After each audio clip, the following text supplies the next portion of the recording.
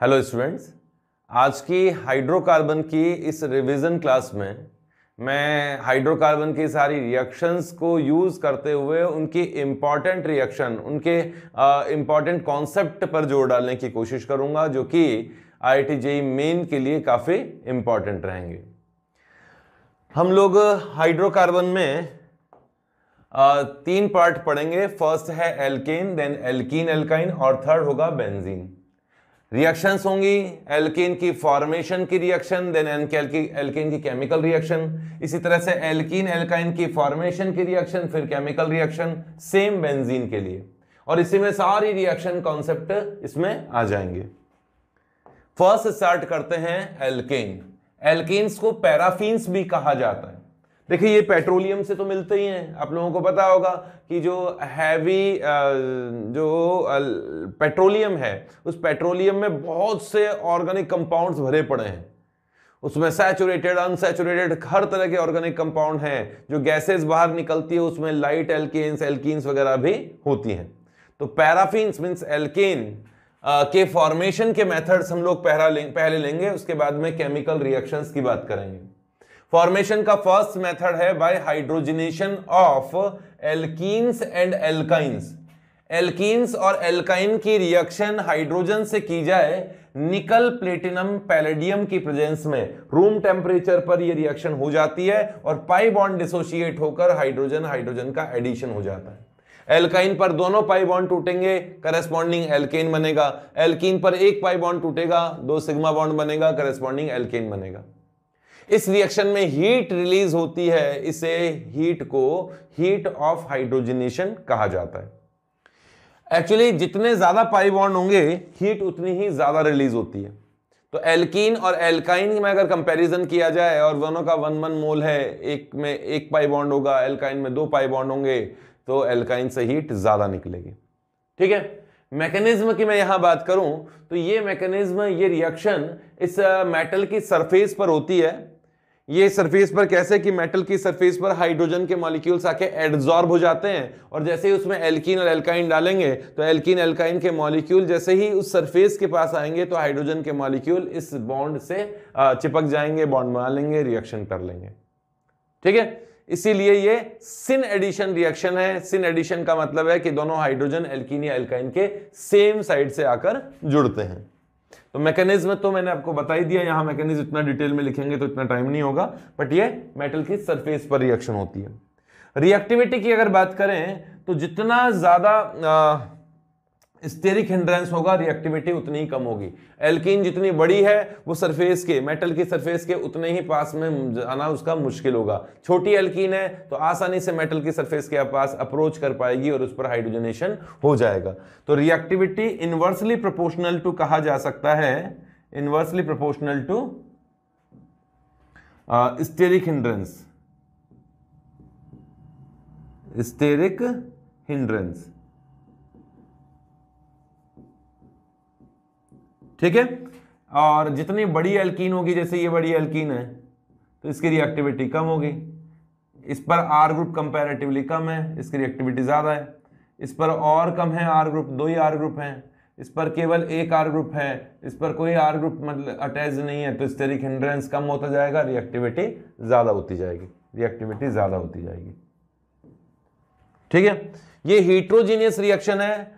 Heterogeneous कैसे कि ये तो सॉलिड स्टेट में है और हाइड्रोजन गैसीय स्टेट में है। तो metal catalytic hydrogenation heterogeneous hydrogenation reaction होती है। हेट्रोजीनियस हाइड्रोजनेशन रिएक्शन है। एक विल्किंसन कैटालिस्ट होता है, वो होमोजीनियस हाइड्रोजनेशन रिएक्शन करता है। नेक्स्ट स्टीरियोकेमिस्ट्री की बात करूं तो मैंने बता ही दिया, हाइड्रोजनेशन की स्टीरियोकेमिस्ट्री सिन एडिशन रिएक्शन होती है। दोनों हाइड्रोजन उस डबल बॉन्ड पर सेम साइड से आकर जुड़ते हैं। ठीक है। ये हाइड्रोजनेशन का जो बेसिक कॉन्सेप्ट है उसके बारे में मैंने बात किया। एरोमेटिक रिंग का हाइड्रोजनेशन रूम टेम्परेचर पर नहीं होता है। हाई टेम्परेचर पर एरोमेटिक रिंग का हाइड्रोजनेशन भी हो सकता है और वो भी सैचुरेटेड कंपाउंड में कन्वर्ट हो सकता है। तो ये हो गया फर्स्ट हाइड्रोजनेशन के बारे में बात। नेक्स्ट एल्केन फॉर्मेशन की सेकंड रिएक्शन है by Wurtz reaction of alkyl halide. अगर एल्काइल हैलाइड में सोडियम डाल दिया जाए, ठीक है, जैसे मान लीजिए एल्काइल हैलाइड है, इसमें सोडियम डाल दिया जाए in presence of dry ether, तो एल्काइल हैलाइड के ये दो मॉलिक्यूल, यहां ईथर लिया गया है एक सॉल्वेंट, ये यहां सॉल्वेंट के फॉर्म में यूज किया गया है, ड्राई ईथर का यूज इसमें किया जाता है। तो उस केस में यहां से सोडियम हैलाइड का मॉलिक्यूल बाहर निकलेगा और आर आर ग्रुप आपस में कंबाइन होकर एक एल्केन बना देगा और साथ में सोडियम हैलाइड बाहर निकलेगा। यहां हेलोजन फ्लोरीन नहीं हो सकती, इसके अलावा सभी हेलोजेंस का यूज कर लिया जाता है। ठीक है, अगर रिएक्शन इस तरीके से हो, मैं ज्यादा एग्जांपल्स लेने पर तो ध्यान नहीं दूंगा, कोशिश मेरी रहेगी कि कम से कम एग्जांपल्स लें, क्योंकि उसका प्रैक्टिस सेशन हम लोग अलग से लेंगे। तो उस केस में जैसे ये मिथाइल हैलाइड है और इसमें ड्राई ईथर की प्रेजेंस में रिएक्शन किया गया है, तो करस्पॉन्डिंग एल्केन बन ही जाएंगे। मैकेनिज्म पर यहाँ ज़रा जोर डालने की ज़रूरत नहीं समझता हूँ। वैसे ये दो तरीके की रिएक्शंस होती है, दो तरह का मैकेनिज्म होता है, फ्री रेडिकल पाथ से भी रिएक्शन होती है और आयोनिक मैकेनिज्म SN2 मेथड से भी ये रिएक्शन करते हैं। जैसे मिथाइल क्लोराइड में रिएक्शन करें तो मिथाइल और मिथाइल दोनों कंबाइन हो सकते हैं। आइसोप्रोपाइल क्लोराइड की रिएक्शन करें तो आइसोप्रोपाइल ग्रुप्स दोनों आपस में कंबाइन हो सकते हैं, क्योंकि दो R ग्रुप आपस में जुड़ जाते हैं। कुछ इस तरह के प्रोडक्ट इसमें बन सकते हैं। ठीक है, तो ये हो गया वुड्स रिएक्शन, इससे भी हम लोग एल्केन बना सकते हैं, एल्केन बना सकते हैं। लेकिन याद रखिएगा दोनों R ग्रुप सेम है। लेकिन अगर ऐसी सिचुएशन आए कि मिथाइल क्लोराइड है और इथाइल क्लोराइड है, तो उस केस में रिएक्शन में मिक्सचर ऑफ प्रोडक्ट फॉर्मेशन होगा। मिथाइल मिथाइल भी कंबाइन हो सकता है, इथाइल इथाइल भी कंबाइन हो सकता है और मिथाइल इथाइल भी कंबाइन हो सकता है। मिथाइल इथाइल भी कंबाइन हो सकता है, प्रोपेन भी बनेगा और ब्यूटेन भी बनेगा, C4H10 भी बनेगा। क्लियर है? तो ये वुड्स रिएक्शन का थोड़ा सा मेन याद करने के लिए आपको बताया था, रिवीजन करने के लिए। नेक्स्ट थर्ड रिएक्शन है बाय कोल्बेज इलेक्ट्रोलाइसिस। ये फ्री रेडिकल रिएक्शन है। कार्बोक्सिलिक एसिड का कोई सॉल्ट ले लिया जाए, जैसे ये मान लीजिए सोडियम सॉल्ट ही ले लिया गया, और इसका एक्वस सॉल्यूशन लिया जाए और इसका इलेक्ट्रोलाइसिस किया जाए, इलेक्ट्रोलाइसिस किया जाए, तो उस केस में आर ग्रुप आपस में कंबाइन हो जाते हैं। मीथेन यहां भी नहीं बन सकती, मीथेन वुड्स रिएक्शन से भी नहीं बन सकती। ठीक है, और साथ में CO2 गैस बाहर निकलती है एनोड से, H2 गैस बाहर निकलती है कैथोड से, और NaOH भी बनेगा, NaOH भी बनेगा। ठीक है, ये तो एनोड से बाहर निकलती है गैस और ये गैस कैथोड से बाहर निकलती है, H2 गैस कैथोड से बाहर निकलती है। इस रिएक्शन में फ्री रेडिकल बनते हैं। मैकेनिज्म कुछ इस तरीके से है कि एनोड पर एनायन का ऑक्सीडेशन होगा, ऑक्सीडेशन होगा, और एनायन ये वाला जो कार्बोक्सिलिक एसिड का एनायन है, ये वाला माइनस, इसका ऑक्सीडेशन होगा और ऑक्सीडेशन होने से इलेक्ट्रॉन रिलीज होते हैं और एक फ्री रेडिकल बनता है। ये O रेडिकल बना प्लस इलेक्ट्रॉन रिलीज हुए, और इस फ्री रेडिकल में आगे ये वाला बॉन्ड डिसोशिएट होगा, एक इलेक्ट्रॉन इस R के पास, एक इलेक्ट्रॉन यहाँ डबल बॉन्ड बनाने में काम में आ जाता है, तो R फ्री रेडिकल बनता है और CO2 बनता है। जैसे ही R रेडिकल बनेगा वो दूसरे R रेडिकल से कंबाइन होगा। एनोड पर ये रिएक्शन हो रही है तो एनोड पर R इकट्ठे होंगे तो आपस में ये जुड़ जाएंगे।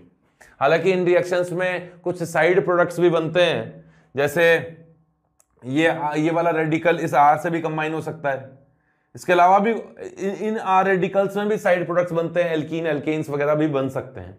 तो मेन कॉन्सेप्ट तो ये है, वुड्स रिएक्शन की ही तरह इसमें भी दो मिथाइल मिथाइल होंगे तो भी जुड़ जाएंगे। मिथाइल इथाइल का मिक्सचर ले लिया, यहां मिथाइल भी और इथाइल भी हो, उस केस में मिक्सचर ऑफ प्रोडक्ट फॉर्मेशन बनेगा। मिथाइल मिथाइल भी जुड़ेगा, मिथाइल इथाइल भी जुड़ेगा और इथाइल इथाइल भी उसमें कंबाइन हो सकता है। नेक्स्ट रिएक्शन लेते हैं, एक मिनट, नेक्स्ट मेथड लेते हैं जिससे एल्केन बनता है। नेक्स्ट है by decarboxylation of carboxylic acid salt. Carboxylic acid या कार्बोक्सिलिक एसिड का सॉल्ट का एक्वस सॉल्यूशन लिया गया और उसकी रिएक्शन सोडियम हाइड्रोक्साइड पर प्लस कैल्शियम ऑक्साइड से की गई, जिसे सोडा लाइम कहा जाता है, सोडा लाइम कहा जाता है। ठीक है, तो इस रिएक्शन में एक कार्बन कम हो जाएगा और RH बनेगा, साथ में सोडियम कार्बोनेट बनता है प्लस कुछ H2O के मॉलिक्यूल्स भी बाहर निकलते हैं। बट कुल मिला के कहने का मतलब यह है कि इसमें एक कार्बन कम होता है, सोडा लाइम आप याद रखोगे। अगर यहां R इक्वल्स टू एलिफेटिक है तो एलिफेटिक ग्रुप से OH जुड़ जाता है, अगर R इक्वल्स टू एरोमेटिक है तो कोई खास बात नहीं, एरोमेटिक रिंग से भी OH जुड़ जाता है, एरोमेटिक कंपाउंड भी इससे बन सकते हैं। मैकेनिज्म तो इसका एनायोनिक मैकेनिज्म है। एनायोनिक मैकेनिज्म इस तरीके से है कि इसमें एनायन बनता है, जैसे शॉर्ट में यहां लिखवा दूंगा, मैकेनिज्म पूरी डिटेल में नहीं जा रहा हूं, कि फर्स्ट स्टेप में एसिड की रिएक्शन बेस से होगी, ये बनेगा, इसके बनने के बाद में यहां से इलेक्ट्रॉन रिलीज होते हैं, यहां सॉरी रिलीज क्या होता है, ये R माइनस बनता है और ये CO2 बनता है, ये R माइनस बनेगा प्लस ये CO2 गैस बनेगी, ठीक है। ये वाला स्टेप RDS होता है, R माइनस एनायन इंटरमीडिएट बना और उस एनायन ने वाटर से H प्लस एब्जॉर्ब कर लिया। कार्बन का नेगेटिव चार्ज बहुत अच्छा बेस भी होता है, तो वाटर से H प्लस बहुत आसानी से एब्जॉर्ब करके ये RH बना देता है प्लस OH माइनस बनेगा, ठीक है, एल्केन बन जाता है। ये RDS स्टेप में एनायन बनता है और एनायन जितना ज्यादा स्टेबल होगा रिएक्टिविटी उतनी ही ज्यादा होगी। तो यहां अगर रिएक्टिविटी की बात करें तो यहां रिएक्टिविटी डायरेक्टली प्रोपोर्शनल होगी stability of anion intermediate on anion intermediate, ठीक है। कहने का मतलब अगर प्राइमरी एनायन बनेगा तो ज्यादा स्टेबल होगा सेकेंडरी से और टर्शरी से, क्योंकि कैटायन टर्शरी ज्यादा स्टेबल होता है, एनायन प्राइमरी ज्यादा स्टेबल होता है। ये रिएक्शंस तो कई तरीके से करवाई जा सकती है। कुल मिला के एक कार्बन कम करके H आपको लगाना है। नेक्स्ट रिएक्शन पे बढ़ूंगा, by reduction of alkyl halide. Alkyl halide का रिडक्शन से हैलाइड्स को निकाल के H जोड़ दो तो एल्केन बन जाएंगे। तो इसमें फर्स्ट रिएक्शन है by reduction with metal and acid. तीन मेथड्स हैं, मेटल के साथ एसिड लिया जाए तो भी रिडक्शन हो सकता है, लिथियम एल्युमिनियम हाइड्राइड या सोडियम बोरोहाइड्राइड मतलब मेटल हाइड्राइड्स लिए जाएं, रिएजेंट्स लिए जाएं तो भी रिडक्शन हो सकता है, और हाइड्रोजनेशन किया जाए एल्काइल हैलाइड का तो भी रिडक्शन हो सकता है। अगर एल्काइल हैलाइड जो कि प्राइमरी एल्काइल हैलाइड हो, इसका रिडक्शन किया जाए मेटल प्लस एसिड से, ये सब मेटल और एसिड लिए जा सकते हैं, डिफरेंट टाइप के हैं, तो उस केस में यहां रिएक्शन होगी और RH बन सकता है, और जो हैलाइड है वो मेटल के साथ में मेटल का हैलाइड बनाएगा। जैसे जिंक है तो जिंक का हैलाइड बनेगा, कॉपर है तो कॉपर का हैलाइड बनेगा, सोडियम है तो सोडियम का हैलाइड बनेगा। तो ये प्राइमरी एल्काइल हैलाइड होगा तो ही उसका रिडक्शन होकर एल्केन बनेगा। ये क्वेश्चन भी पूछा गया है जेईई में, और ये NCERT की रिएक्शन में से ही मैंने यहां लिया है। नेक्स्ट लेता हूं मेटल हाइड्राइड के साथ में, एक मिनट, मेटल हाइड्राइड के साथ में यहां B पॉइंट डाल देते हैं और एग्जांपल लिखूंगा डायरेक्ट ही। अगर कोई एल्काइल हैलाइड है और उसमें लिथियम एल्यूमिनियम हाइड्राइड डाला गया है, तो लिथियम एल्यूमिनियम हाइड्राइड केवल प्राइमरी और सेकेंडरी एल्काइल हैलाइड का ही रिडक्शन करता है और उसे RH में कन्वर्ट कर देता है। लेकिन अगर टर्शरी एल्काइल हैलाइड होता तो lithium aluminium hydride corresponding alkene बनाता है, क्योंकि इसमें एलिमिनेशन रिएक्शन हो जाती है और एल्कीन बन जाता है, ठीक है। तो एल्केन तो प्राइमरी और सेकेंडरी से ही बनेगा। लेकिन अगर आप सोडियम बोरोहाइड्राइड लें तो sodium borohydride secondary and tertiary दोनों एल्काइल हैलाइड का रिडक्शन कर सकता है, सोडियम बोरोहाइड्राइड, और इससे करेस्पॉन्डिंग एल्केन में कन्वर्ट कर देता है। Sodium borohydride primary alkyl halide का रिडक्शन नहीं करता है। इसके अलावा आपको जो थर्ड मेथड बताया था कि एल्काइल हैलाइड का हाइड्रोजनेशन किया जाए मेटल की प्रेजेंस में, तो ये प्राइमरी, सेकेंडरी एंड टर्शरी तीनों तरह के एल्काइल हैलाइड का रिडक्शन कर सकता है।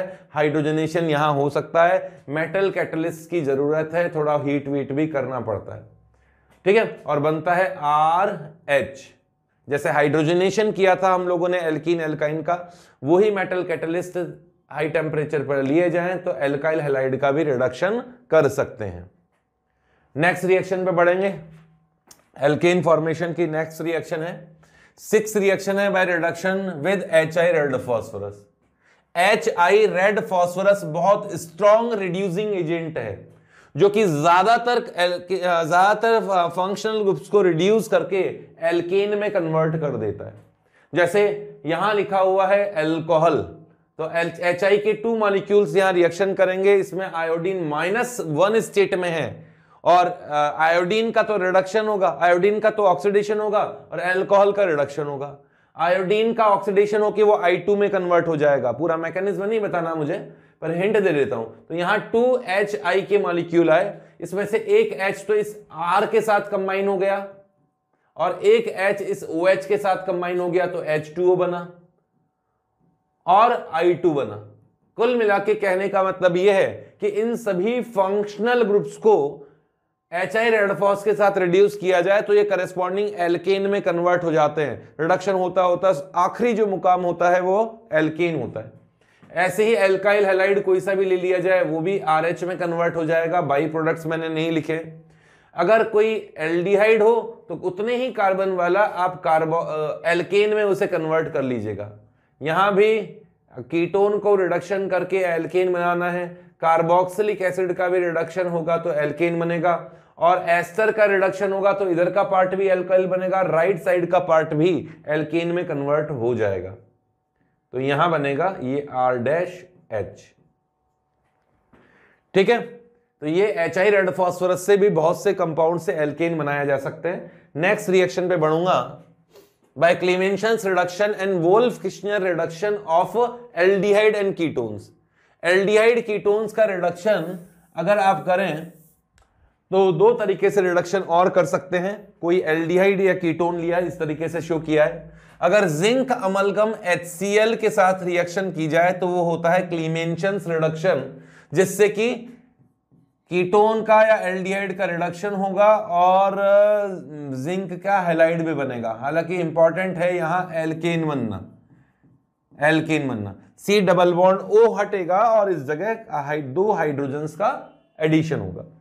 नेक्स्ट है हाइड्राजीन प्लस KOH, और मिथाइलिन ग्लाइकॉल वगैरह भी यहां ले लिया जाता है, डाइमिथाइलिन ग्लाइकॉल वगैरह भी लिए जाते हैं। आपको ज्यादातर केस में ये लिखा हुआ नहीं मिलेगा। आपको ये ध्यान रखना है कि हाइड्राजीन और बेस अगर एक साथ है तो वोल्फ-किश्नर रिडक्शन करना है, और वोल्फ-किश्नर रिडक्शन से भी प्रोडक्ट तो वही बनता है। एल्डिहाइड कीटोन एल्केन में कन्वर्ट होता है, हाइड्राजीन का N2 बाहर निकलता है, H2O के मॉलिक्यूल बाहर निकलते हैं। बस अंतर इतना सा है, ये बेसिक मीडियम में है और ये एसिडिक मीडियम में रिएक्शन है। ये एल्डिहाइड कीटोन का रिडक्शन की इंपॉर्टेंट रिएक्शन है। एल्डिहाइड कीटोन चैप्टर में भी ये रिएक्शन आती है, इससे भी एल्केन बनते हैं। नेक्स्ट पेज पे चलें। नेक्स्ट 8th रिएक्शन है by organometallic compounds. Organometallic compounds क्या होते हैं? ऑर्गेनोमेटेलिक कंपाउंड्स में कार्बन और मेटल का डायरेक्ट बॉन्ड होता है। कार्बन का और मेटल का डायरेक्ट बॉन्ड होता है, क्योंकि मेटल के रेस्पेक्ट में कार्बन मोर इलेक्ट्रॉन नेगेटिव है तो इलेक्ट्रॉन्स को अपनी ओर रखेगा और कार्बन पे पार्शियल या कंप्लीट नेगेटिव चार्ज होगा। पार्शियल इसलिए बोला कि मान लीजिए इलेक्ट्रोनेगेटिविटी इलेक्ट्रोपॉजिटिविटी मेटल की कार्बन की, वापस बोलता हूं, इसको पार्शियल नेगेटिव चार्ज इसलिए बोला कि मान लीजिए ये जो मेटल है सोडियम जैसा बहुत स्ट्रॉन्ग इलेक्ट्रोपॉजिटिव है, तब तो इस पे कंप्लीट नेगेटिव चार्ज आएगा, आयोनिक बॉन्ड हो जाएगा। लेकिन यहां कोवेलेंट बॉन्ड हुआ तो भी कार्बन पे नेगेटिव चार्ज होगा, और कार्बन का नेगेटिव चार्ज एक स्ट्रॉन्ग बेस भी होता है, स्ट्रॉन्ग न्यूक्लियोफाइल भी होता है। ठीक है, तो गिगनार रिएजेंट भी लिया जा सकता है, RLi भी लिया जा सकता है, गिलमांस रिएजेंट भी लिया जा सकता है, R2 कैडमियम। ये सभी के सभी ऑर्गेनोमेटेलिक कंपाउंड्स हैं। और ये ऑर्गेनोमेटेलिक कंपाउंड्स किस किस तरीके से बनते हैं वो मैंने एक एक मेथड यहां लिख दिया है। यहां एक मिनट, RLi, ठीक है, ये एक एक मेथड आप लोगों को मैंने यहां लिख दिया है कि किस तरह से ऑर्गेनोमेटेलिक कंपाउंड्स बनाए जाते हैं। इनमें सबसे ज्यादा इंपॉर्टेंट है गिगनार रिएजेंट। अगर एल्काइल हैलाइड की रिएक्शन मैग्नीशियम से की जाए, एल्काइल हैलाइड कोई सा भी हो, तो RMgX बनेगा। ये RMgX बहुत अच्छा यूजफुल रिएजेंट है जिसे गिगनार रिएजेंट कहा जाता है।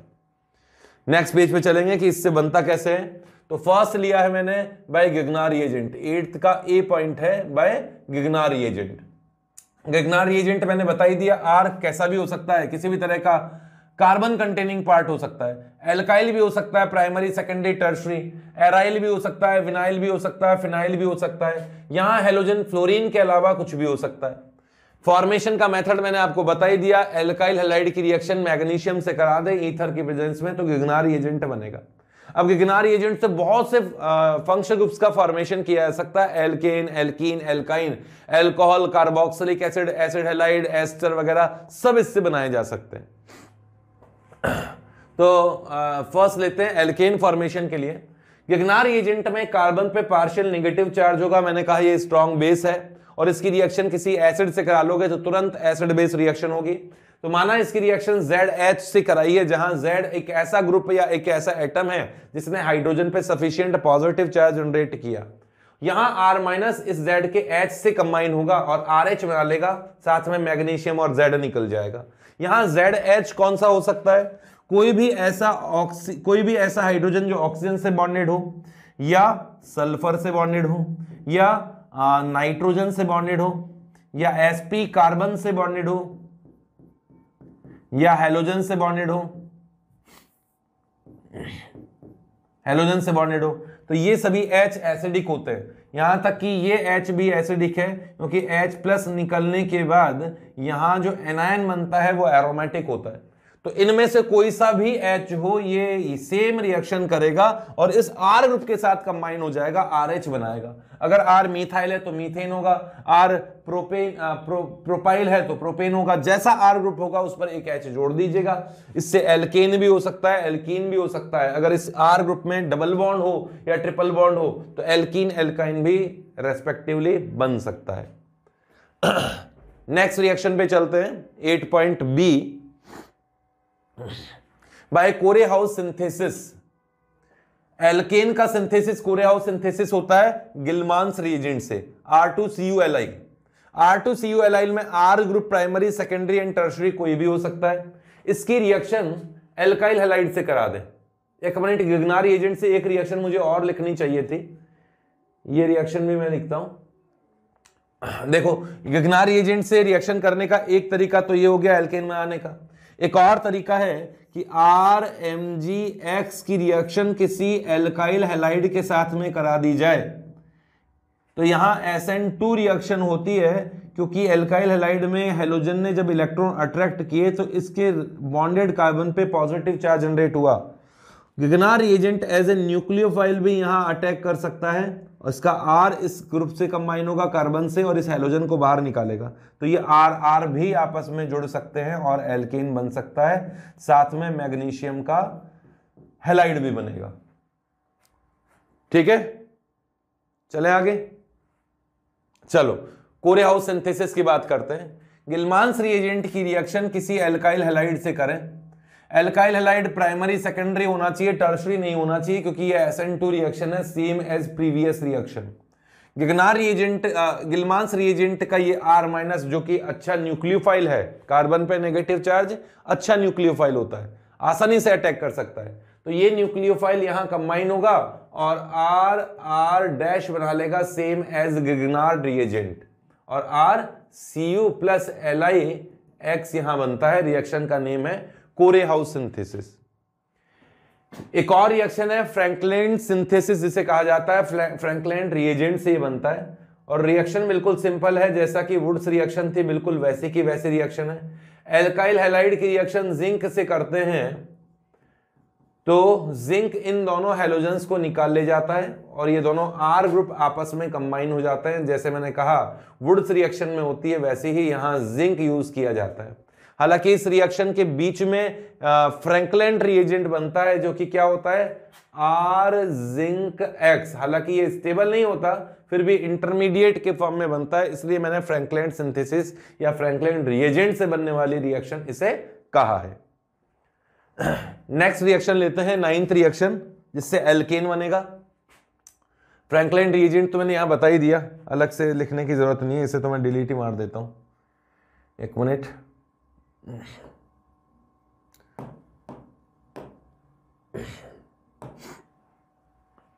ये हो गई सारी। हाँ, तो ये 8 रिएक्शन मैंने आपको बताई है जिससे कि एल्केन बन सकता है। अब एल्केन की केमिकल रिएक्शंस पे चलते हैं। नेक्स्ट है केमिकल प्रॉपर्टीज ऑफ एल्केन्स या chemical reactions of alkanes. Alkane बहुत ज्यादा रिएक्टिव नहीं होता, क्योंकि एल्केन में दो ही तरह के बॉन्ड है, कार्बन कार्बन बॉन्ड तो नॉन पोलर है ही, कार्बन हाइड्रोजन बॉन्ड भी बहुत ज्यादा पोलर नहीं है, पोलरिटी तो थोड़ी बहुत है लेकिन बहुत ज्यादा पोलर नहीं है, और स्ट्रॉन्ग बॉन्ड भी है। इस कारण से एल्केन्स की रिएक्टिविटी काफी लो होती है, काफी कम होती है। दूसरा, एल्केन में होमोलाइसिस होने की पॉसिबिलिटी ज्यादा होती है, जिससे फ्री रेडिकल बनेंगे, और ये free radical substitution reaction show करते हैं। Alkane maximum free radical reaction ही शो करेंगे, कोई एडिशन या कोई एलिमिनेशन रिएक्शन ये शो नहीं करते हैं। इसकी फर्स्ट और सबसे इंपॉर्टेंट रिएक्शन है हैलोजनेशन। हैलोजनेशन किया जाए, अगर किसी एल्केन की रिएक्शन हैलोजन से की जाए सनलाइट के प्रेजेंस में या हाई टेम्परेचर पर किया जाए, यूवी तो लिखा हुआ मिल जाए, एक ही बात है, HNU भी लिखा हुआ मिल सकता है, तो उस केस में ये पेरोक्साइड की प्रेजेंस में ये इनिशिएटर का काम करता है। यहां पेरोक्साइड मैकेनिज्म यहां नहीं लेंगे, पर इस चीज को समझने की कोशिश करना, किसी sp3 कार्बन पर H हो, सैचुरेटेड कार्बन पर H हो, एल्केन में सैचुरेटेड कार्बन भी H होता है, तो हैलोजन से सनलाइट की प्रेजेंस में रिएक्शन करें तो फ्री रेडिकल सब्स्टिट्यूशन रिएक्शन होती है, हाइड्रोजन को रिप्लेस करके हैलोजन आता है और HX बनता है। ठीक है, ये reaction free radical substitution reaction होती है। ये SFR शॉर्ट में लिख रहा हूं, SFR means free radical substitution reaction. जैसे SN रिएक्शन होती है न्यूक्लियोफिलिक सब्स्टिट्यूशन रिएक्शन, वैसे ही SFR भी होती है free radical substitution reaction. Reactivity of halogen की बात करें तो हैलोजेंस में फास्टेस्ट रिएक्शन करता है fluorine, then chlorine, then bromine और फिर आयोडीन। फिर भी सबसे ज्यादा यूज किया जाता है क्लोरीन का और ब्रोमीन का, क्योंकि फ्लोरीन इतना ज्यादा रिएक्टिव है कि फ्लोरीन के केस में तो बॉन्ड डिसोसिएशन हो जाता है, बॉन्ड ही टूट जाते हैं, लेकिन आयोडीन इतना कम रिएक्टिव है कि रिएक्शन ही बहुत स्लो करता है और रिवर्सिबल रिएक्शन और शो करता है। इसलिए तो आपको अगर रिएक्शन मिलेगी तो क्लोरीन और ब्रोमीन की रिएक्शन ही मिलेगी। ठीक है, नेक्स्ट मैकेनिज्म पे नहीं जाऊंगा, डायरेक्ट नेक्स्ट पॉइंट पे बढ़ूंगा। एक मिनट, इससे रिलेटेड मैं एक दो एग्जांपल आपको लिख के बता भी सकता हूं। ये कंपाउंड है, इस कंपाउंड का क्लोरीनेशन किया सनलाइट के प्रेजेंस में, तो यहां भी क्लोरीन आ सकता है, यहां भी क्लोरीन आ सकता है, तो दो मोनोक्लोरो प्रोडक्ट्स बनेंगे, यहां भी बनेगा और ये भी मोनोक्लोरो प्रोडक्ट बनेंगे। यहां सेकेंडरी रेडिकल बनेगा, इसलिए इसकी रिएक्टिविटी ज्यादा होगी। अच्छा, अगर मैं CH बॉन्ड की रिएक्टिविटी की बात करूं, रिएक्टिविटी ऑफ CH बॉन्ड, तो टर्शरी CH बॉन्ड से टर्शरी रेडिकल बनता है, ज्यादा स्टेबल रेडिकल बनता है, इसलिए इसकी रिएक्टिविटी ज्यादा होगी। अगर ये कोई टर्शरी CH होता तो इसकी रिएक्टिविटी काफी ज्यादा आती। सेकेंडरी CH बॉन्ड की रिएक्टिविटी कम होती है, प्राइमरी CH बॉन्ड की रिएक्टिविटी और कम होती है, तो इसी ऑर्डर में ये रिएक्शन कर सकते हैं, करते हैं। नेक्स्ट पॉइंट पे बढ़ेंगे, सल्फोनेशन ऑफ एल्केन। अगर एल्केन की रिएक्शन कॉन्सेंट्रेटेड H2SO4 से करा दी जाए, इस एल्केन में याद रखिएगा 5 से ज्यादा 6 या 6 से ज्यादा मिनिमम 6 कार्बन होने चाहिए या उससे ज्यादा कार्बन होने चाहिए, तो यहां बनेगा RSHO4 सल्फोनिक एसिड बन जाएगा। ये भी फ्री रेडिकल पाथ से रिएक्शन होती है। वही टर्शरी CH की रिएक्टिविटी ज्यादा है क्योंकि फ्री रेडिकल पाथ से ये रिएक्शन होती है। अगर ब्रांज्ड एल्केन है, अगर ये एन एल्केन मतलब स्ट्रेट चेन एल्केन है तो 6 कार्बन चाहिए, लेकिन अगर ब्रांज्ड एल्केन है तो उस केस में तो यहां टर्शरी CH बॉन्ड होता है, तो वहां सल्फोनेशन की पॉसिबिलिटी बनी रहती है और ये टर्शरी वाले कार्बन पर सल्फोनेशन हो जाता है। ठीक है, नेक्स्ट बढ़ते हैं नाइट्रेशन के लिए। सबसे ज्यादा इंपॉर्टेंट पहले हेलोजनेशन ही थी, नेक्स्ट है नाइट्रेशन। ये भी वही फ्री रेडिकल रिएक्शन है। एल्केन की रिएक्शन कॉन्सेंट्रेटेड नाइट्रिक एसिड के साथ इसे हीट किया जाए तो वहां जितने भी तरह के बॉन्ड है वो डिसोशिएट होकर NO2 ग्रुप उस पर जुड़ सकता है। जैसे मीथेन पर नाइट्रेशन करें तो CH3 एक H बॉन्ड टूट गया और नाइट्रो ग्रुप यहां जुड़ गया। इथेन की बात करें तो एक H निकाल दिया जाए, यहां पे नाइट्रो ग्रुप जुड़ जाए, ये बनेगा। और मान लीजिए कार्बन कार्बन बॉन्ड डिसोसिएशन हुआ तो एक मिथाइल पर नाइट्रो ग्रुप जुड़ सकता है। तो कहने का मतलब जितने तरह के यहां बॉन्ड होंगे वहां वो बॉन्ड डिसोशिएट होंगे और नाइट्रो ग्रुप उस पर जुड़ जाएगा। नाइट्रेशन इस तरीके से होता है। नेक्स्ट फोर्थ रिएक्शन है आइसोमराइजेशन या रिफॉर्मेशन भी कहा जाता है। अगर कोई अनब्रांच्ड एल्केन है उसमें HCl और AlCl3 के साथ रिएक्शन किया जाए तो वो अनब्रांच्ड एल्केन ब्रांच्ड एल्केन में कन्वर्ट हो जाता है, ब्रांच्ड एल्केन में कन्वर्ट हो जाता है।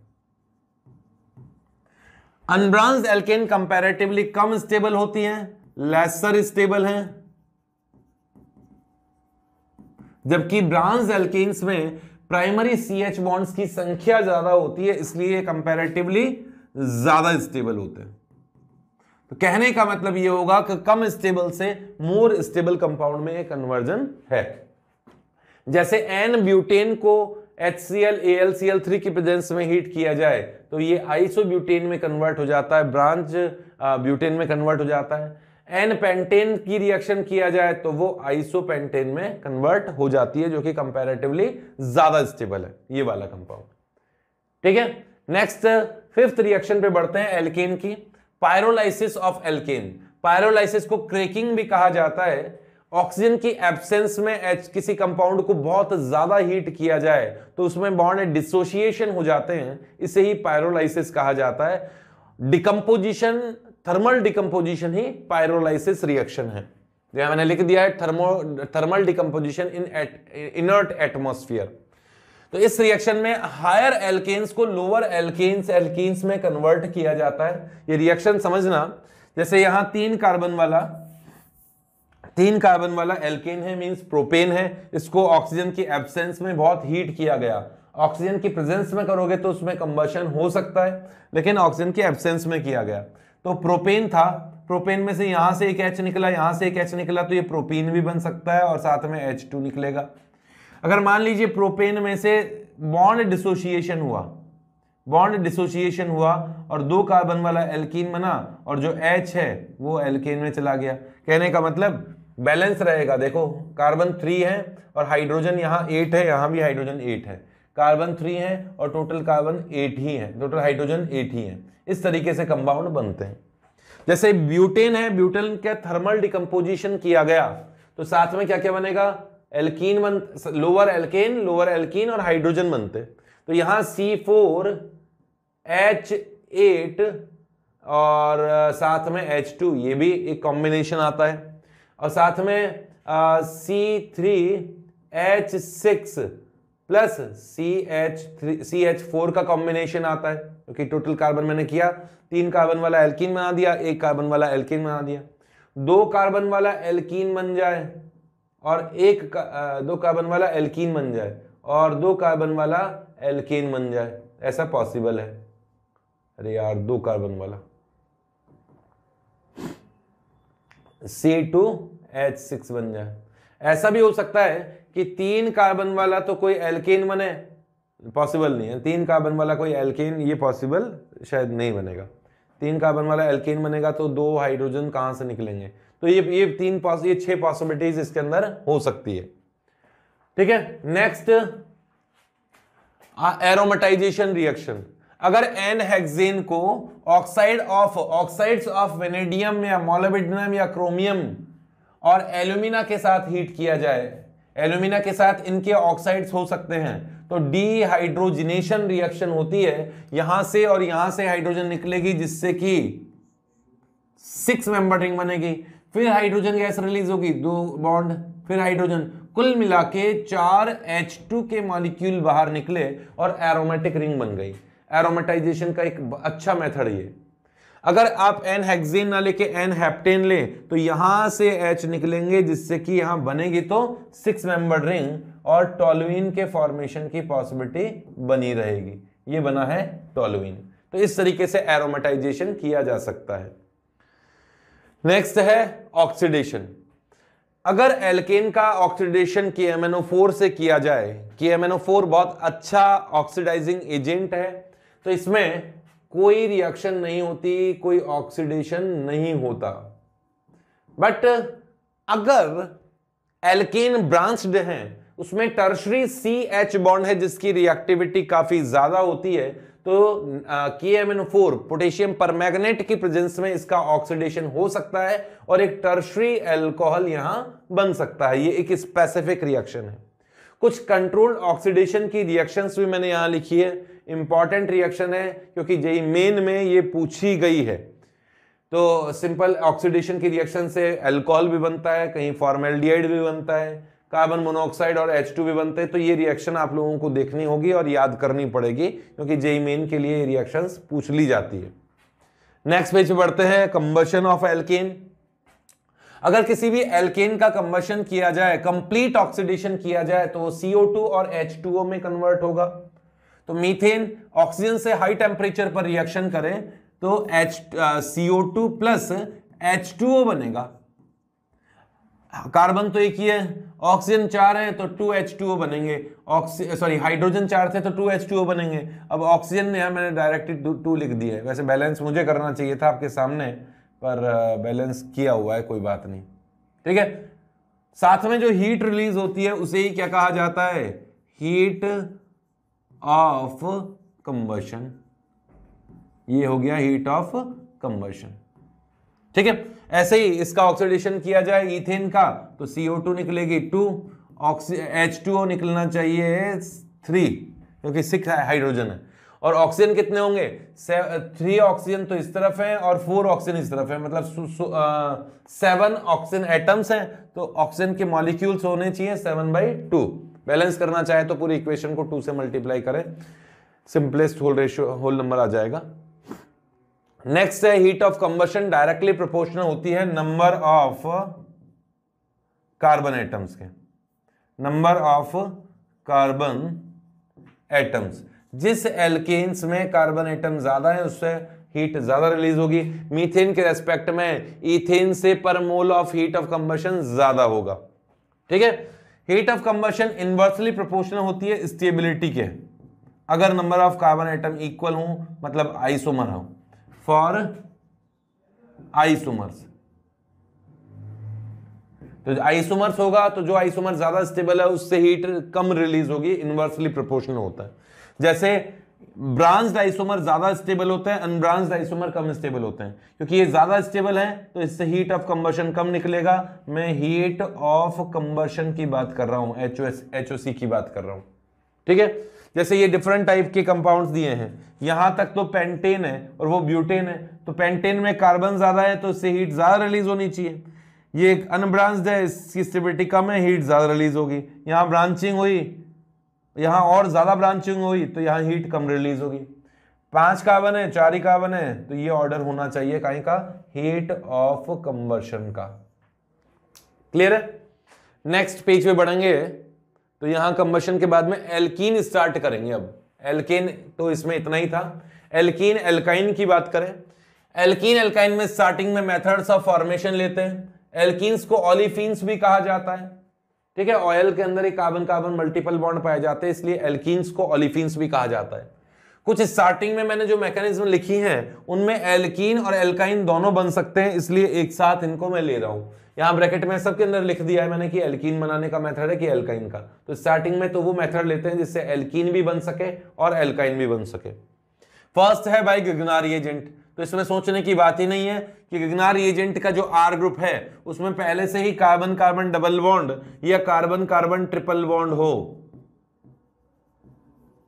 तो उसकी रिएक्शन एसिड से कर दी जाए तो एसिड का H+ पकड़ के ये क्या बन जाएगा, RH बन जाएगा, जहां R में कार्बन कार्बन डबल बॉन्ड है, ये H बता ही चुका हूं, और या फिर R में ट्रिपल बॉन्ड है। तो इस तरीके से एल्कीन और एल्काइन बनाए जा सकते हैं गिगनार रिएजेंट से भी, ठीक है।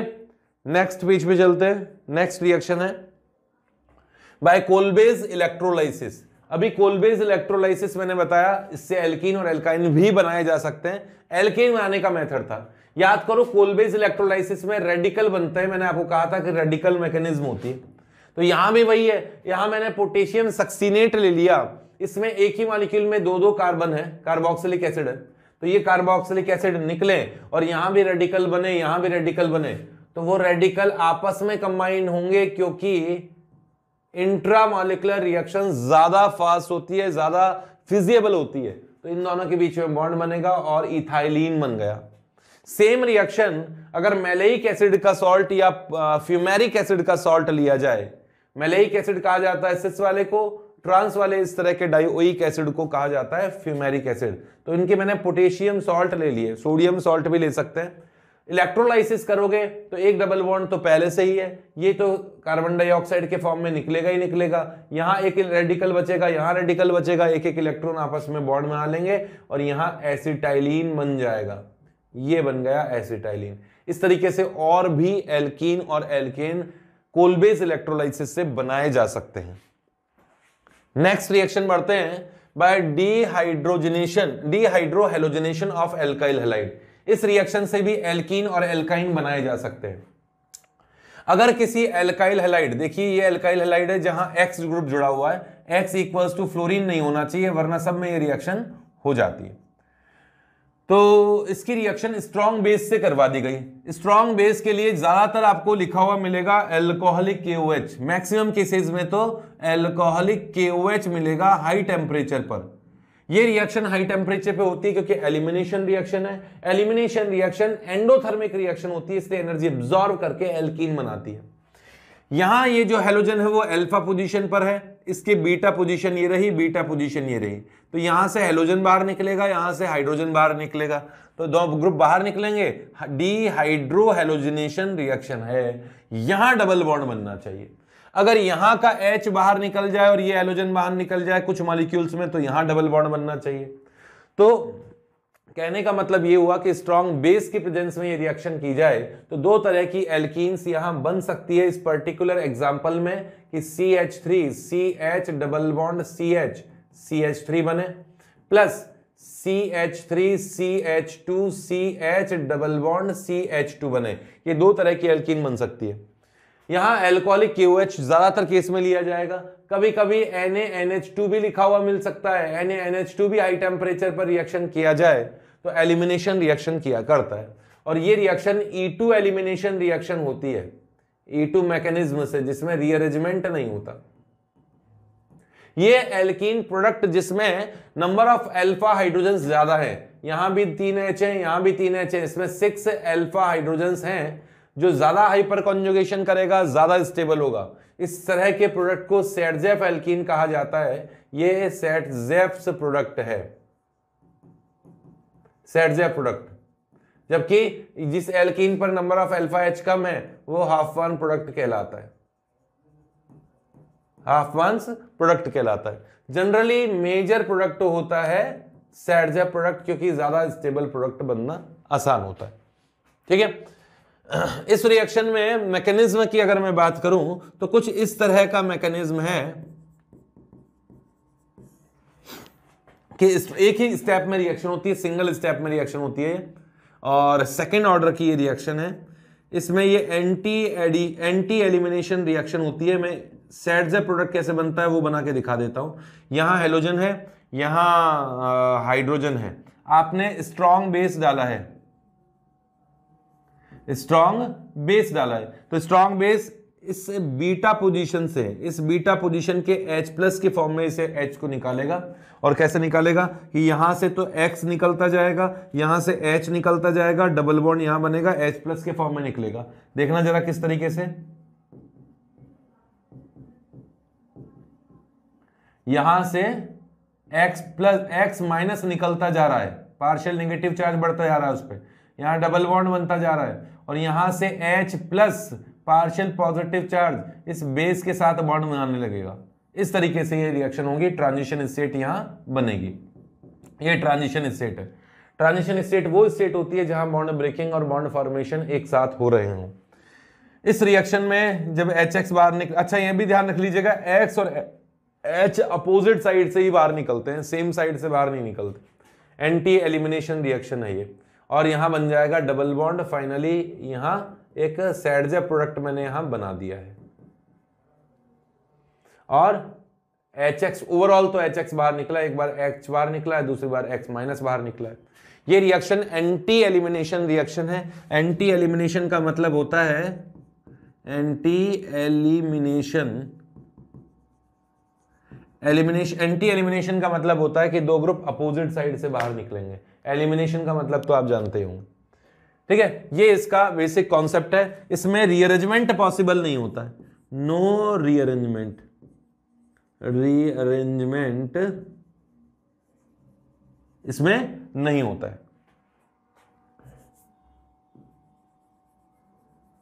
ठीक है, क्योंकि इसमें कार्बोकेटाइन ही नहीं बना, इसलिए रीअरेंजमेंट नहीं होता। ये सेकंड ऑर्डर की रिएक्शन है, क्योंकि इसमें बेस और एल्काइल हैलाइड एक साथ आके रिएक्शन करते हैं। अगर मैं एल्काइल हैलाइड्स की रिएक्टिविटी की बात करूं तो आर आई की रिएक्टिविटी सबसे ज्यादा होती है। ये शायद मैंने लिख रखा है वहां पे नेक्स्ट पेज पर, नहीं लिख रखा। चलो तो इसको भी लिखवा देता हूं कि रिएक्टिविटी की अगर मैं बात करूं एल्काइल हैलाइड्स के लिए, तो रिएक्टिविटी आर आई की सबसे ज्यादा होती है, आर बी आर में भी कम होती है, आर सी एल में और कम होती है, और आर एफ में भी हो जाती है, लेकिन सबसे कम रिएक्टिव होता है। यहां तक कि अगर मैं रिएक्टिविटी बात करूं प्राइमरी सेकेंडरी टर्शरी के केस में, तो टर्शरी एल्काइल हैलाइड की रिएक्टिविटी सबसे ज्यादा होती है, सेकेंडरी एल्काइल हैलाइड की रिएक्टिविटी कंपैरेटिवली कम होती है, प्राइमरी एल्काइल हैलाइड की रिएक्टिविटी और कम होती है। तो ये रिएक्शन का ऑर्डर है। यहां फ्लोरीन हो सकता है, ये थोड़ा मेरे से गलती से गई, ये फ्लोरीन हो सकता है, यहां पे इसको लिख लिया। चले नेक्स्ट पेज पर। तो इस मेथड से तो एल्कीन बन गया। और एल्काइन की अगर बात की जाए तो एल्काइन बनाने का मेथड ये है कि अगर मान लीजिए किसी कंपाउंड में विसिनल मतलब पास पास वाली पोजीशन पे 2 हैलोजन है, या सेम पोजीशन पर 2 हैलोजन है जिसे जेमिनल कहा जाता है, उसमें एल्कोहलिक KOH डाल दिया, तो एल्कोहलिक KOH क्या करेगा, यहां से HBr को निकाल देगा और डबल बॉन्ड बना लेगा। ऐसा भी तो हो सकता है कि यहां से एक और HBr निकल जाए और ट्रिपल बॉन्ड बन जाए, क्योंकि यहां 2-2 HBr निकलने की पॉसिबिलिटी है। इस केस में भी एक HBr निकला, डबल बॉन्ड बना, दूसरा HBr निकला, एक और बॉन्ड बना, ट्रिपल बॉन्ड बन सकता है। लेकिन एल्कोहलिक केवल एक HBr निकाल सकता है, एल्कोहलिक KOH केवल एक ही HBr निकालेगा,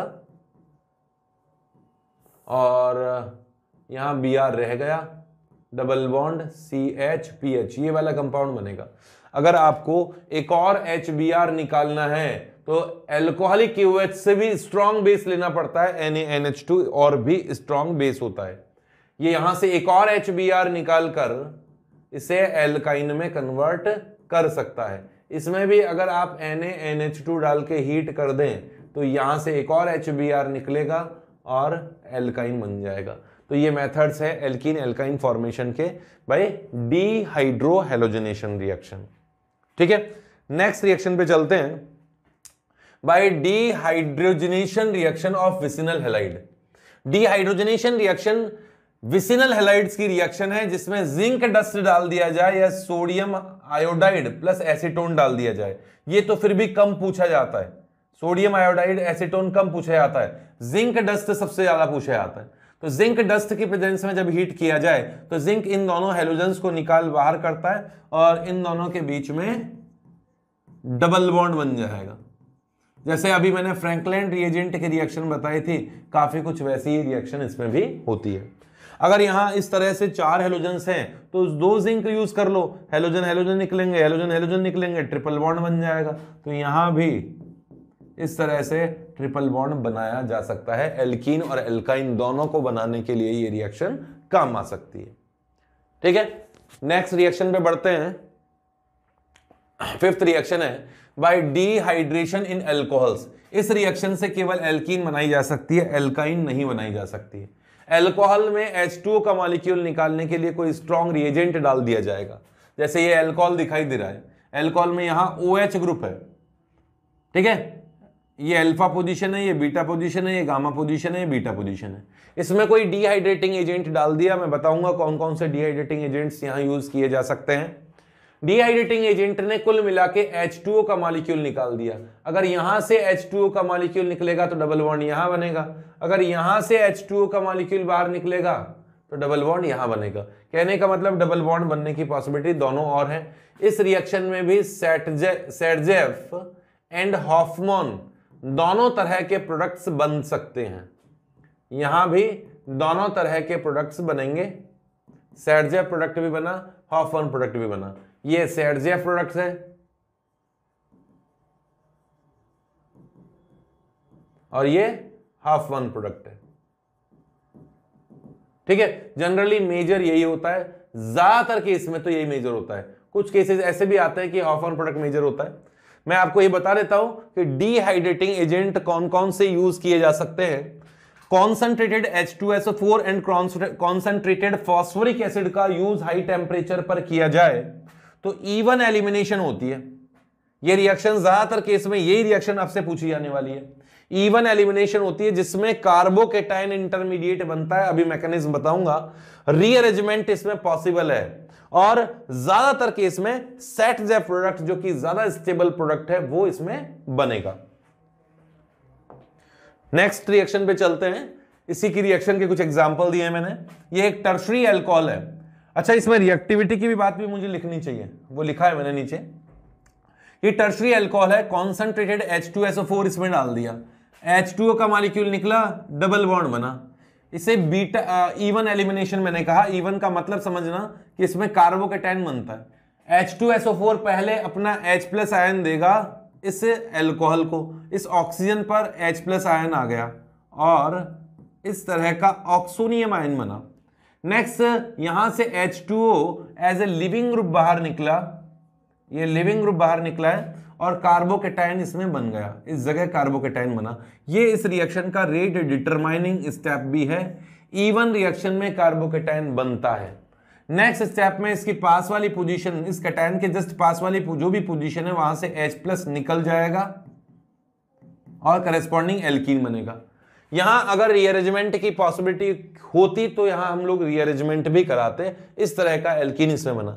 जैसे इस केस में, जैसे ये वाला केस है और यहां OH है और इसमें आपने कॉन्सेंट्रेटेड H2SO4 का यूज किया है, तो फर्स्ट स्टेप में H+ यहां आएगा, OH को निकालेगा, तो इस तरह का कार्बोकेटाइन बनेगा जो कि सेकेंडरी कार्बोकेटाइन है। अगर इसमें इस पोजीशन से, इस टर्शरी कार्बन से H शिफ्ट होकर यहां आ जाए, जिसे हाइड्राइड शिफ्ट कहते हैं या रीअरेंजमेंट कहते हैं, तो हाइड्रोजन यहां से यहां शिफ्ट होकर आ जाए तो कैटायन बनेगा ये टर्शरी। ये न्यूट्रल कार्बन हो गया, ये पॉजिटिव चार्ज हो गया, टर्शरी कैटायन है। हाइपर कॉन्जुगेशन के कारण इससे ज्यादा स्टेबल है पेरेंट कैटायन से, तो रीअरेंजमेंट इसे ही कहा जाता है। और नेक्स्ट स्टेप में इस पोजीशन से H निकल सकता है, हालांकि यहां से भी H निकल जाता और डबल बॉन्ड बनता तो प्रोडक्ट वही बनता, लेकिन ये सही मेथड है जिसमें इस सिग्मा बॉन्ड ने अपने इलेक्ट्रॉन डोनेट किए, H+ से बॉन्ड बनाया और ये वाला एल्कीन बना। ठीक है, ये कुछ मेथड्स हैं। रीअरेंजमेंट पॉसिबल होता है वो मैंने आपको बता ही दिया। अगर रिएक्टिविटी बात करूं डिहाइड्रेशन के लिए, तो अल्कोहल्स की reactivity with respect two degree, तो टर्शरी अल्काइल हैलाइड की रिएक्टिविटी ज्यादा होती है, सेकेंडरी अल्काइल हैलाइड की रिएक्टिविटी कंपैरेटिवली कम होती है। ठीक है, नेक्स्ट बढ़ते हैं आगे। चलो, नेक्स्ट है partial hydrogenation of alkyne. Alkyne का अगर पार्शियल हाइड्रोजनेशन हो जाए तो उसका एक पाई बॉन्ड कम हो जाएगा और वो एल्कीन में कन्वर्ट हो सकता है। जैसे ये एक एल्काइन देखिए, इस एल्काइन पर हाइड्रोजन की रिएक्शन किया, अगर हाइड्रोजनेशन इनकी प्रेजेंस में किया जाता, निकल प्लेटिनम पैलेडियम, तो कंप्लीट हाइड्रोजनेशन होता और एल्केन बन जाता। एल्कीन नहीं बनता, ये रिएक्शन तो हम लोगों ने पढ़ ली है। बट पॉइजन मेटल कैटलिस्ट का अगर यूज किया जाए, मेटल के साथ में कोई रिएक्शन का पॉइजन डाल दिया जाए, रिएक्शन का पॉइजन का मतलब जो रिएक्शन को रोकता हो, जैसे पैलेडियम के साथ कैल्शियम कार्बोनेट डाल दिया जाए और सॉल्वेंट भी डालते हैं, इसे लिंडलार्स कैटलिस्ट कहा जाता है। यह रिएक्शन को रोकने का काम करता है, रिएक्शन को कंप्लीट नहीं होने देता। और इसमें हाइड्रोजनेशन पार्शियल होता है, आधी में ही हाइड्रोजनेशन रुक जाता है और एल्काइन से सिस एल्कीन बनता है। दो हाइड्रोजन बीच में आ जाते हैं सेम साइड से और सिस एल्कीन यहां बनता है, एल्केन नहीं बनता और आगे रिएक्शन रुक जाएगी। ऐसे ही पैलेडियम के साथ बेरियम सल्फेट का यूज किया जाए तो ये कहलाता है रोजेनमंड कैटलिस्ट, इससे भी यही सिस एल्कीन बनता है। निकल बोराइड का यूज किया जाए जिसे P2 कैटलिस्ट कहा जाता है, ये भी सिस एल्कीन ही बनाता है। ये तीन मेथड्स हैं जिससे पार्शियल हाइड्रोजनेशन होगा और रिएक्शन आधी होगी और करस्पॉन्डिंग सेम साइड H+ जुड़ जाएंगे, H+ क्या हाइड्रोजन आकर जुड़ जाएंगे। ठीक है, नेक्स्ट मेथड है एल्कीन एल्काइन फॉर्मेशन के लिए, birth reduction of non terminal alkyne. Birch reduction, इससे वही एल्काइन तो रिएक्टेंट है, तो और इसमें एल्कीन ही बनता है, एल्काइन नहीं बनाते। एल्काइन से तो रिएक्टेंट होता है, इसमें एल्काइन। रिएजेंट होते हैं सोडियम या पोटेशियम या लिथियम, इनका यूज किया जाता है बेसिक मेटल का प्लस लिक्विड अमोनिया के साथ। ठीक है, अगर किसी नॉन टर्मिनल एल्काइन पर, जिसमें एल्काइन कॉर्नर पर नहीं होना चाहिए, उसमें एसिडिक एच नहीं होना चाहिए, सोडियम या पोटेशियम या लिथियम लिक्विड अमोनिया के साथ डाल दिया जाए, उस केस में यहां ट्रांस एल्कीन बनता है। इससे पहले सिस एल्कीन बना था, यहां ट्रांस एल्कीन बनता है, ओनली ट्रांस एल्कीन। ये बर्च रिडक्शन कहलाती है, एल्कीन फॉर्मेशन का एक मेथड ये भी है। नेक्स्ट रिएक्शन पे चलते हैं।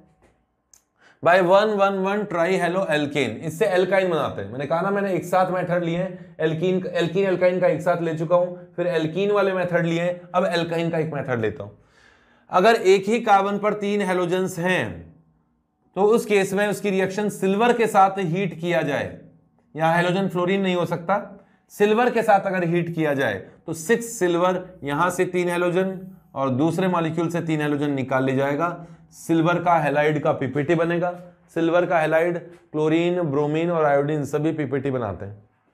तो प्रोडक्ट क्या बनना चाहिए इसमें, यहां से 3x निकल गए, उधर से 3x निकल गए और दोनों कंपाउंड आपस में जुड़ गए, कंबाइन हो गए, एक एल्काइन बना।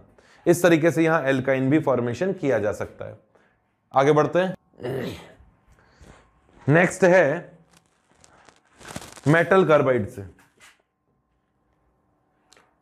सॉरी नेक्स्ट 9th है by lower alkyne to higher alkyne. ये सिंपल सी रिएक्शन है एल्काइन के लिए। ये मान लीजिए कोई टर्मिनल एल्काइन है जिसके कॉर्नर पर H है, sp कार्बन से बॉन्डेड H थोड़ा बहुत एसिडिक होता है, उसकी रिएक्शन सोडियम मेटल से कर दें तो एसिड बेस रिएक्शन होगी और एसिड बेस रिएक्शन का परिणाम निकलेगा एक एनायन। यहां इस तरह का सॉल्ट बनना चाहिए। ठीक है, अगर इस एल्काइन का सॉल्ट की रिएक्शन किसी एल्काइल हैलाइड के साथ में करवा दे, कार्बन माइनस अच्छा न्यूक्लियोफाइल होता है, एल्काइल हैलाइड प्राइमरी या सेकेंडरी हो तो उस पर आसानी से SN2 रिएक्शन हो सकती है। तो ये कार्बन माइनस इस कार्बन पे अटैक करेगा, हेलोजन को बाहर करेगा, सोडियम हैलाइड बाहर निकला और RC triple bond R minus बन गया, R डैश ये वाला कंपाउंड बन गया। ये लोअर एल्काइन से हायर एल्काइन बनाने का एक मेथड है। नेक्स्ट मेथड देखते हैं 10th method, bye hydrolysis of metal carbides. ये भी एल्काइन बनाने की रिएक्शन है। वैसे इसमें मीथेन भी बनता है इसलिए उसको भी साथ में मैंने लिया है। अगर कैल्शियम कार्बाइड लिया, कैल्शियम कार्बाइड में कार्बन पे नेगेटिव चार्ज इस तरह से होता है, तो हाइड्रोलाइसिस करने पर कैल्शियम का हाइड्रोक्साइड तो बनता ही है, बैलेंस कर लेना इक्वेशन को, साथ में एसिटाइलिन गैस बनती है। इस जगह एक H+ आया आता है, इस जगह एक H+ आया आता है। अगर मैग्नीशियम का कार्बाइड लिया जाए जिसमें कार्बन पर नेगेटिव चार्ज कुछ इस तरीके से होता है, तो H2O से रिएक्शन करने पर मैग्नीशियम का हाइड्रोक्साइड तो बनेगा ही बनेगा, साथ में प्रोपाइन, प्रोपाइन मतलब हो गया CH3, C triple bond CH, ये वाला एल्काइन भी बनता है। तो याद रखिएगा कैल्शियम और मैग्नीशियम के कार्बाइड करेस्पॉन्डिंग एल्काइन बनाते हैं, 2 कार्बन वाला और 3 कार्बन वाला। बेरिलियम का कार्बाइड और एल्युमिनियम का कार्बाइड, बेरिलियम और एल्यूमिनियम डायगोनल रिलेशन वाले हैं, इस तरीके से याद कर सकते हैं। इनमें कार्बाइड कुछ इस तरह का होता है, कार्बन पे -4 चार्ज है, आयोनिक कंपाउंड है। अगर इनका हाइड्रोलाइसिस करें तो मीथेन गैस बनती है, CH4 बनती है, CH4 बनती है।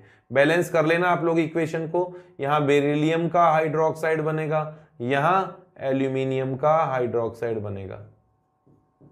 ठीक है, इक्वेशन बैलेंस नहीं किया। तो ये कुछ रिएक्शंस थी जिससे हम लोग एल्कीन और एल्केन बना सकते हैं। उनका बेसिक आइडिया मैंने आप लोगों को दे दिया, कहां रीअरेंजमेंट होगा, कहां रीअरेंजमेंट नहीं होगा, इस चीज का भी आप लोगों को ध्यान देना है।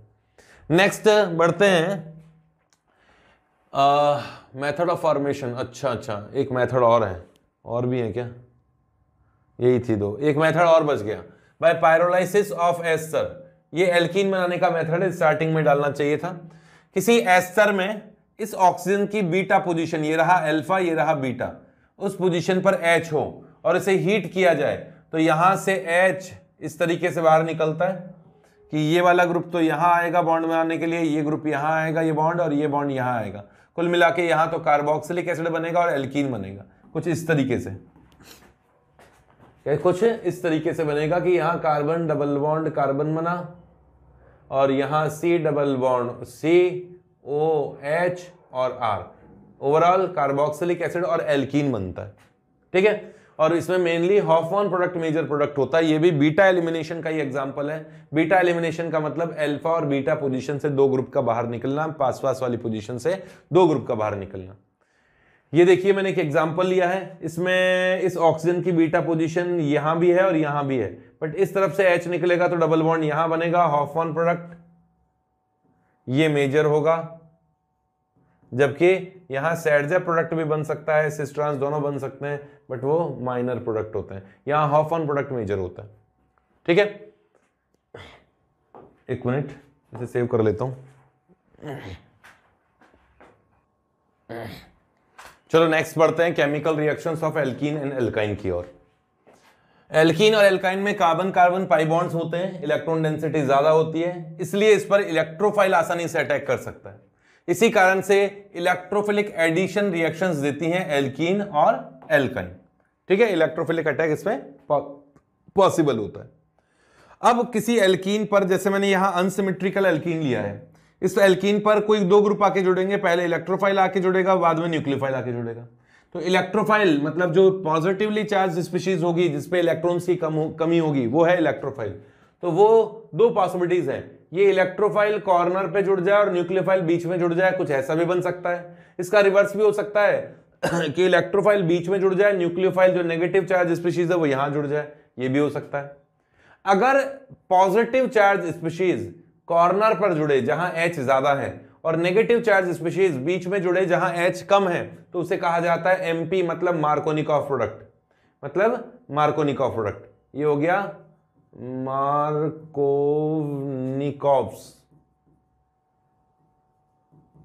प्रोडक्ट। ठीक है, लेकिन इसका रिवर्स हो कि पॉजिटिव चार्ज वाली स्पीशीज तो वहां जुड़े जहां हाइड्रोजन कम है और नेगेटिव चार्ज वाली स्पीशीज यहां जुड़े जहां हाइड्रोजन ज्यादा है, उसे एंटी मार्कोनिकॉफ प्रोडक्ट कहा जाता है। Anti Markovnikov product, anti Markovnikov product. ठीक है, ज्यादातर केस में देखा गया है कि मार्कोनिकॉफ प्रोडक्ट मेजर होता है, मार्कोनिकॉफ प्रोडक्ट मेजर होता है। हालांकि इसकी दो तरह के मैकेनिज्म हैं, दोनों मैकेनिज्म को एक साथ देख लेते हैं फिर आगे बढ़ते हैं। दो तरह की मैकेनिज्म है इलेक्ट्रोफिलिक एडिशन की। एक तो नॉर्मल मैकेनिज्म है जिसमें इलेक्ट्रोफाइल पहले आएगा, हमेशा अटैक तो इलेक्ट्रोफाइल ही करेगा। इलेक्ट्रोफाइल ने आके कॉर्नर पे अटैक किया, बीच में कैटायन बनाया। अगर इलेक्ट्रोफाइल बीच में आता तो कॉर्नर पे कैटायन बनता। ये सेकेंडरी कैटायन है, जब कॉर्नर पे अटैक करता है, बीच में अटैक करता है तो प्राइमरी कैटायन है, क्योंकि सेकेंडरी कैटायन ज्यादा स्टेबल है तो इसी का प्रोडक्ट ज्यादा बनेगा। नेक्स्ट स्टेप में न्यूक्लियोफाइल आएगा, जो यहां अटैक करेगा तो मार्कोनिकॉफ प्रोडक्ट बना, यहां अटैक करेगा तो एंटी मार्कोनिकॉफ प्रोडक्ट बना। तो जो ज्यादा स्टेबल कैटायन है ज्यादातर केस में उसी का प्रोडक्ट मेजर होता है, मेजर प्रोडक्ट मार्कोनिकॉफ प्रोडक्ट ही होगा। ठीक है, एक और इस तरह से जो मेथड से रिएक्शन होती है उसे क्लासिकल कैटायन कहा जाता है। क्लासिकल कार्बोकैटायन में रीअरेंजमेंट हो सकता है, इसके बारे में बात करते हैं अभी। अगर कोई electrophile lone pair containing electrophile है, जैसे कि X+ है, लोन पेयर कंटेनिंग इलेक्ट्रोफाइल है, तो वो डबल बॉन्ड पर एक साथ दोनों जगह बॉन्ड में आता है कुछ इस तरीके से, और यहां नॉन क्लासिकल कार्बोकैटायन बनता है, यहां क्लासिकल कार्बोकैटायन था। नेक्स्ट स्टेप में अगर न्यूक्लियोफाइल यहां अटैक करे, जस्ट बैक साइड से अटैक होता है, ये अटैक करता जाएगा, ये बॉन्ड टूटता जाएगा, तो ये वाला प्रोडक्ट बना मार्कोनिकॉफ। अगर ये न्यूक्लियोफाइल यहां अटैक करता और ये बॉन्ड टूटता तो ये वाला प्रोडक्ट बना एंटी मार्कोनिकॉफ। तो दो प्रोडक्ट यहां बन सकते हैं।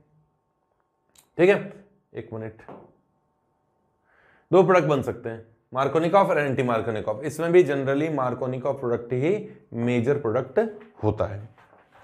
क्लियर है? अब इन दोनों का डिफरेंस क्या है? इसमें तो क्लासिकल कैटायन में तो रीअरेंजमेंट पॉसिबल है, इसमें रीअरेंजमेंट पॉसिबल नहीं है। यहां हमेशा एंटी एडिशन होता है, मतलब न्यूक्लियोफाइल अलग डायरेक्शन से अलग प्लेन से आएगा, इलेक्ट्रोफाइल अलग प्लेन से आएगा, अपोजिट साइड से आएंगे। यहां कोई स्टीरियोकेमिस्ट्री का इंपॉर्टेंस नहीं है। मेजर डिफरेंस तो यही है। दोनों ही स्टेप्स में, दोनों ही मैकेनिज्म में रेट डिटरमाइनिंग स्टेप वो है जिसमें इलेक्ट्रोफाइल फर्स्ट स्टेप में आके जुड़ता था। ये रिएक्शन इलेक्ट्रोफाइल की रिएक्शन से। तो यहां तक के रिएक्शंस तो हम लोग इस आज की क्लास में पढ़ रहे हैं। नेक्स्ट क्लास में इसका जब हम प्रैक्टिस सेशन स्टार्ट करेंगे उससे पहले एल्कीन एल्काइन के रिएक्शंस पढ़ेंगे और फिर उसके बाद में हम लोग बेंजीन की केमिकल रिएक्शन एंड उसकी फॉर्मेशन की रिएक्शंस पढ़ेंगे। ठीक है, ओके, बाय।